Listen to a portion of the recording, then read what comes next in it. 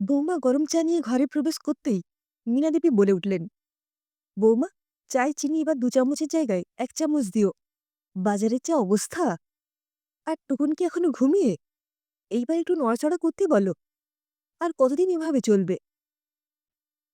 মুখ নিচু করে ঘাড় নাড়ে পৌলমী। খুব শান্ত ভদ্র, মাথায় পাহাড় ভেঙে বললেও মুখে রানী। ভীষণ চুপচাপ, তবে অসহ্য হয়ে গেলে আগে থেকে এখন কথা বলে। বিয়ের পর তো প্রথম প্রথম মুখ দিয়ে কোনো কথাই বেরোত না।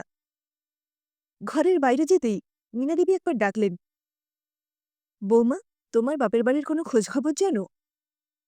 খানিকটা চমকে গিয়ে শাশুড়ির মুখের দিকে তাকায় পৌলমী। কেন, কি হয়েছে? পেপারে দিয়েছে, ওখানে মেট্রো রেলের কাজ চলছে। ওখানে তো খুব ঝামেলা হচ্ছে। বাড়ি ভেঙে পড়ছে, রাস্তা বসে যাচ্ছে, যত সব কেলেঙ্কারি। তা তোমাদের তো ওখানে বাড়ি, তাই বলছিলাম একবার খোঁজ নিলে হয় না? আমি ফোন করেছিলাম মা, ওনারা বললেন যে ঠিক আছেন, বিশেষ একটা অসুবিধে হচ্ছে না। মীনা দেবীর মনে হলো যেন ঘাম দিয়ে জ্বর ছাড়ল। একটু আশ্বস্ত হওয়ার পর জিজ্ঞেস করলেন, ভালো করে খবর নিয়েছে তো বৌমা? ওনাদের কোনো কিছুর অসুবিধে হচ্ছে না তো? নিয়েছি মা, আজ সকালেই মা ফোন করেছিল।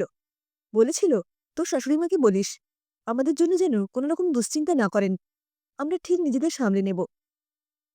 তখন দুপুর হবে, বাড়ির সবাই খাওয়া দাওয়ার পর একটু ভাত ঘুম দেওয়ার জন্য উদ্যোগ নিচ্ছেন।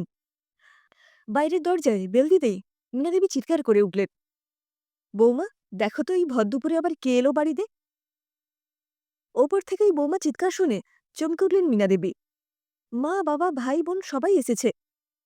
মীনা দেবীর জ্বরটা যেন আবার ধুম করে ফিরে এলো। নিজের মনেই বলে উঠলেন, সর্বনাশ, প্রায় তো নিশ্চিন্তে হয়ে গিয়েছিলাম, আবার কেন? উত্তেজিত হয়ে বলে উঠলেন, বৌমা, বলে দাও, চাল শেষ, ডাল তো পাওয়াই যাচ্ছে না, আটায় পোকা। তোমার শ্বশুরমশাইয়ের পেনশনটা আগের মাস থেকে ব্যাংকে ঠিকঠাক পড়ছে না। 4 আর 4-এ 8টা পেট এখন চলবে কেমন করে? প্রায় মিনিট 5 পরে বৌমা ঘরে ঢুকতেই মীনা দেবী বৌমার চোখে মুখে প্রসন্নতার ছাপ দেখে জিজ্ঞেস করল, কি বৌমা, বলে দিয়েছ? ওনারা কি বললেন? চলে গেলেন নাকি?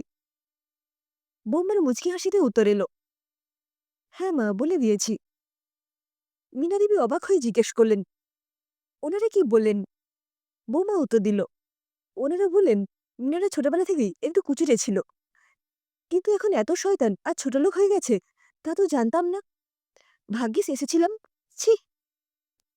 মীনা দেবী অবাক হয়ে জিজ্ঞেস করলেন, সে কি বৌমা, ওনারা আমার নাম ধরে ডাকলেন, এত কথা বললেন? বৌমা হেসে উত্তর দিল, আসলে নিজের পেটের সন্তান তো, তাই বোধহয় ঠিকঠাক উপলব্ধি করতে পেরেছেন। তবে মিষ্টির প্যাকেটটা দিয়ে আরও বলে গেছেন, আমরা থাকতে নয়, নিমন্ত্রণ করতে এসেছিলাম।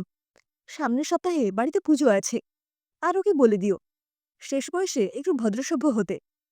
নিজের বাবা মাকে যে এভাবে বলে, সে অন্য লোকেদের সাথে কিভাবে মেলামেশা করে?